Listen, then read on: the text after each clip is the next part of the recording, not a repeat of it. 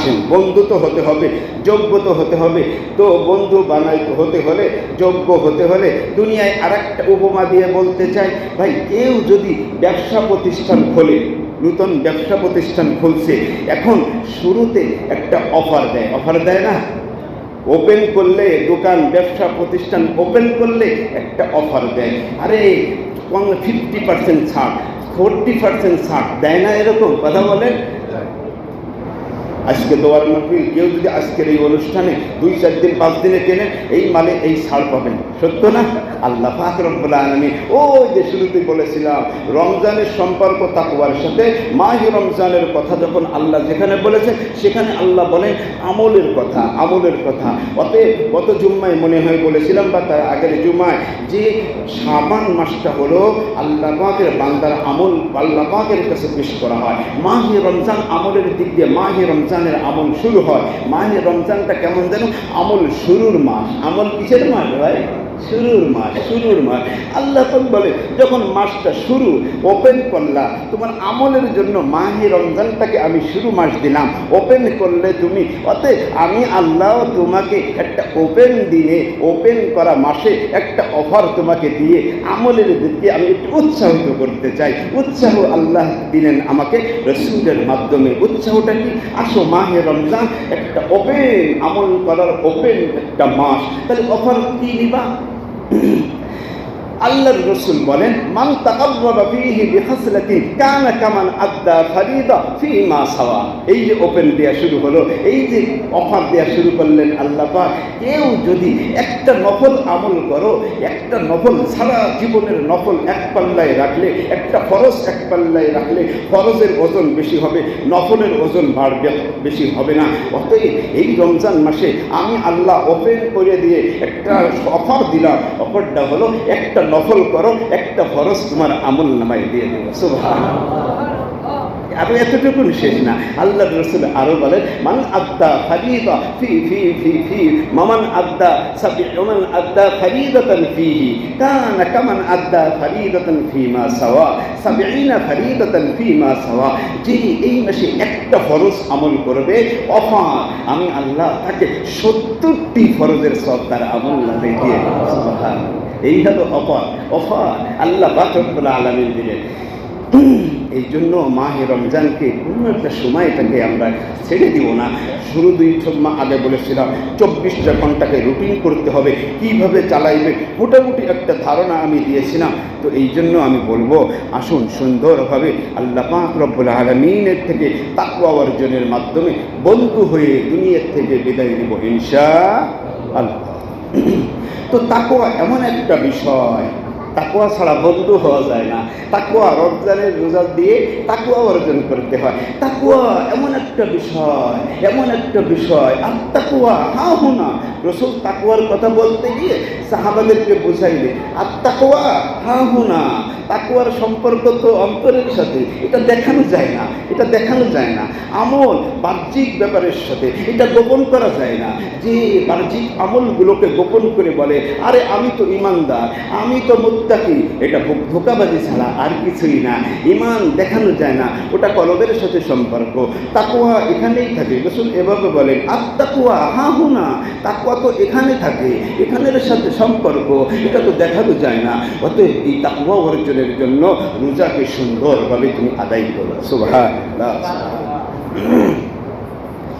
বন্ধু, তাহলে এমনভাবে আদায় করতে হবে, রোজা রেখে চুরি ডাকাতি করা যাবে না, তাই না? ওপেন করলে আল্লাহ তো অফার দেন, কিন্তু চুরি করলে সিসি ক্যামেরায় ধরা পড়লে জুতোর বাড়ি হতে হয়, ঠিক কিনা ভাই?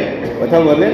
যদি অফারের সময় মানুষ যদি সুন্দরভাবে বৈধভাবে দোকানে কেনাবেচা করে, তাকে অফার দেওয়া হয়, 50% ছাড় দেওয়া হয়, 40% ছাড় দেওয়া হয়। কিন্তু কেউ যদি ওই দোকান থেকে মাল চুরি করে আর সিসি ক্যামেরায় ধরা পড়ে, তাহলে তাকে বেঁধে গাছের সাথে বেঁধে জুতা দিয়ে জুতা পিটা করে কিনা ভাই? আল্লাহ পাক রব্বুল আলামিন রাসূলকে দিয়ে কি বলেন? রসুলকে দিয়ে কি বলার? রসুল সাল্লাল্লাহু আলাইহি ওয়াসাল্লাম বলে, আমি রাত্রে ঘুমিয়েছিলাম, স্বপ্নের কথা রসুল বলতেছেন, আমি রাত্রে ঘুমিয়েছিলাম, ঘুমিয়ে থেকে দেখলাম দুই ব্যক্তি আমার কাছে আসলো, এসে আমাকে দুই হাত বাজু ধরে আমাকে নিতে থাকলো। আমি বললাম কোথায় যাব? বলে চলেন আমাদের সাথে। স্বপ্নে দেখতেছেন রসুল, নিতে নিতে নিতে নিতে একটা পাহাড়ের কাছে গেলেন, বা পাহাড়ের কাছে গিয়ে রসুলকে উঠতে বললেন। রসুল দুইজন ব্যক্তিকে বললেন, আমি তো উঠতে পারবো না। দুইজন বললেন, আপনাকে উঠার ব্যাপারে যতটা সহযোগিতা করার দরকার আমরা করব, ধরে আপনাকে উঠাই দিব। পাহাড়ের উপরে উঠলে, সমতল জায়গায় গেলে, যাওয়ার পরে বড় চিল্লা পাল্লার আওয়াজ আসতেছে। বললেন রসুল, এরা কিসের চিল্লানি? তারা বললেন জাহান্নামের আওয়াজ। একটু আগাইলে আরো চিল্লানি শুনতে পাইলেন এবং একটা দৃশ্য দেখতে পাইলেন, একটা দৃশ্য দেখতে পাইলে।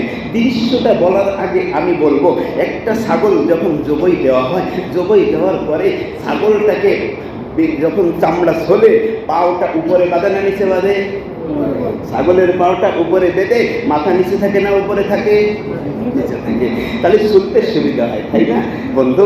যদি ওই অবস্থায় যদি জবাই না দিয়ে পাও দুটো উপরে রাখে, গলা কেটে দেয়, গলার মুখের মধ্য দিয়ে ছুরি ঢুকাইয়া দেয়, তাহলে রক্ত কিভাবে পড়বে?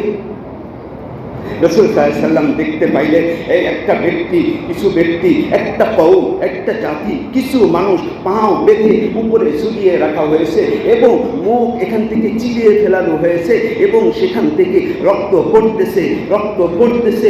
রাসূল বললেন, ও বন্ধু দুইজন, এরা কি অপরাধ করেছে? এরা কেন এরকম করতেছে?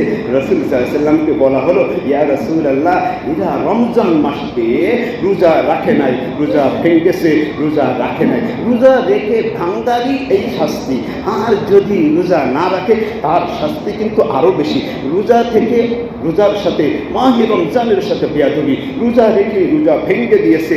বন্ধু, এই কথার দ্বারা কি বোঝাইতে চাই? বোঝাইতে চাই, হোটেলে তুমি লাল কাপড় লাগাইয়া মানুষকে ভিতরে খাওয়াইতেছো, তুমি খাইতেছো, আর একজনকে খাওয়ার সুযোগ করে দিতেছো। এই ঘটনাটুকু, ছোট্ট একটা ঘটনা যদি কেউ স্মরণ রাখতে পারে, মানুষকে বলতে পারে, তাহলে কোনো হোটেল মাহে রমজানে খোলা থাকতে পারে না। কোনো মুসলমান দিনে বেলে রাত দিনে রোজা না রেখে খাইতে পারে না। যে রোজা রাখবে না, রোজা ভেঙে দিবে, তাকে ওই শাস্তিটা দেওয়া হতেছে। রাসূল স্বপ্নে যে শাস্তিটা আল্লাহ পাক দেখায়, আল্লাহ। এই জন্য মাহে রমজান পেয়ে যারা আমল করবে, আল্লাহ পাক তাদের অফার দিবে। কিন্তু রোজা না রেখে যদি কেউ আল্লাহর বিধানের সাথে চুরি করে, অপরাধ করে, ডাকাতি করে, ওই যে দোকান ওপেন করলে তাকে পার্সেন্টেজ হিসেবে ছাড় দেওয়া হয়, কিন্তু অপরাধ চুরি করলে তাকে জুতা পিটা করা হয়। ওই যে দেখেন জুতা পিটা মানে ওই যে রোজা না রাখার কারণে আল্লাহ পাক রব্বুল আলামিন রাসূলকে দেখাইলেন এইভাবে শাস্তি পেতে হয়, এইভাবে শাস্তি পেতে হয়। বন্ধু, এই জন্য মাহে রমজানের দ্বারা আমরা তাকওয়া অর্জন করব। তাকওয়া অর্জন করলে কার বন্ধু হওয়া যায়? আল্লাহর বন্ধু হওয়া যায়। আল্লাহর বন্ধু হলে আল্লাহ কি অভয় দেয়? আলা ইন্না আউলিয়া আল্লাহ লা খাউফুন আলাইহিম ওয়া লা হুম ইয়াহজানুন। কোনো ভয় তোমাদের পৃথিবীতে, জমিন, দুনিয়া এবং আখিরাতে তোমাদের কোনো ভয় নেই, কোনো পেরেশানি তোমাদের নেই। তাহলে চুরি করলে মানুষ যেমন দোকানে পাটে ধরা পড়লে মার খেতে হয়, সিসি ক্যামেরার মাধ্যমে দেখা যায়। আল্লাহ পাকও বলে, মাহে রমজান দিলাম, চুরি করে তুমি এক জায়গায় বসে খাও, ঘরে বসে খাও, হোটেলে বসে লাল কাপড় লাগাইয়া খাও। আল্লাহ বলে, ওহুয়া মাকুম আইনামা কুনতুম, আল্লাহ তো তোমার সাথে আছে। তুমি ঘরের 5 তলা বিল্ডিংয়ে কেউ নেই, ওখানে বসে খাইতেছো, আল্লাহ তোমার সাথে আছে। হোটেলে লাল কাপড় লাগাইয়া খাইতেছো, আল্লাহ সেখানে আছে। প্রত্যেকটা মানুষের সাথে আমার আল্লাহ আছে। এই কথাটা আল্লাহ বোঝায় দেন, ওহুয়া মাকুম আইনামা কুনতুম, তুমি যেখানেই থাকো, তুমি আমলের ব্যাপারে, মাহে রমজান দিনা আমলের ব্যাপারে তুমি চুরি করো, শয়তানি করো, আল্লাহ কিন্তু দেখতেছে। আল্লাহ কিন্তু, অন্যত্রে বলা হয় আলাম ইয়ালাম বিআন্নাল্লাহ ইয়ারা, তুমি কি ধারণা করো আল্লাহ দেখে না? না, আল্লাহ দেখে। আলাম ইয়ালাম বিআন্নাল্লাহ ইয়ারা, আল্লাহ দেখে, আল্লাহ দেখে, আল্লাহ তোমার সাথে, আল্লাহ দেখে তুমি কি করতেছো, কোথায় যাইতেছো, সব কে দেখে ভাই? আল্লাহ দেখে, আল্লাহ দেখে। এই জন্য আল্লাহ পাকের চোখ থেকে আমরা কেউই রেহাই পাবো না। তিনি সব জানেন, সব দেখেন। অতএব ওই আল্লাহকে ফাঁকি দেওয়া সম্ভব না। অফার পেতে হবে, ইবাদত করতে হবে, সিয়াম সাধনা করতে হবে, তাকওয়া অর্জন করতে হবে, রব্বে কারীমের সাথে বন্ধুত্ব দোস্তের সম্পর্ক লাগাইতে হবে। রাজি আছি ইনশাআল্লাহ? আল্লাহ